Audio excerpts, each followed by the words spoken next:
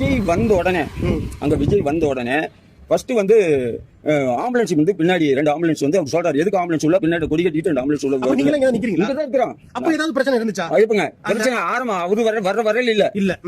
இவர் வந்து மேடைக்கு வந்து பழைய மினிஸ்டர் பத்தி 10 ரூபா பாட்டுன்னு பேச ஆரம்பிச்ச உடனே அந்த முக்குல எங்க வீட்டுக்கு கீழ இருந்து அங்க அந்த சைடுல நின்னுட்டு முன்னாடி பகுதியில கீழ் வீட்டுக்குள்ள நின்னுட்டு அங்கதான் செருப்பு வீச்சு, கல் வீச்சு, கத்தி வந்து சில பேர் முதுகுல காயம். நானே 2 பேர் காயம் செருப்பு கல்வீச்சு நடந்து அதுக்குள்ள பாத்துட்டு தான் அவங்க பதறி அடிச்சுட்டு ஓட்டு கொடியாந்துருச்சு.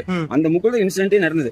இது வந்து விஜய் வரும்போது அந்த போலீஸ் வந்து கூட வந்தாங்கல்ல, அந்த போலீஸ் உள்ள வந்த உடனே லத்தி சார்ஜ் ஆரம்பிச்சிட்டாங்க. அந்த போலீஸ் வந்து ஏற்கனவே போலீஸ் உள்பகுதியில இல்லவே இல்ல. ஏதோ 1-2 ஆட்டோ 1-2 உள்ள இருந்தாங்க. அவங்களால முடியல, சமாளிக்க முடியல. இந்த உள்ள கும்பலுக்குள்ள எந்த போலீஸுமே இல்ல. இவங்க வந்து 500 போலீஸ் டிவியில் பார்த்தது 500 போலீஸ் கொடுத்துருக்கோம்.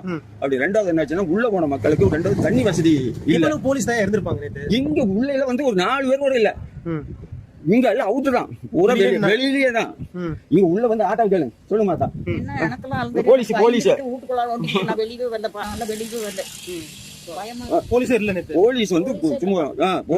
வந்து உள்ள வந்து ஒழுங்குபடுத்துறதுக்கு காவல்துறை சார்பில் 500 போலீஸ் குவிக்கப்பட்டதுன்னா அங்க வெளியில இருந்திருக்கலாம். இங்க வந்து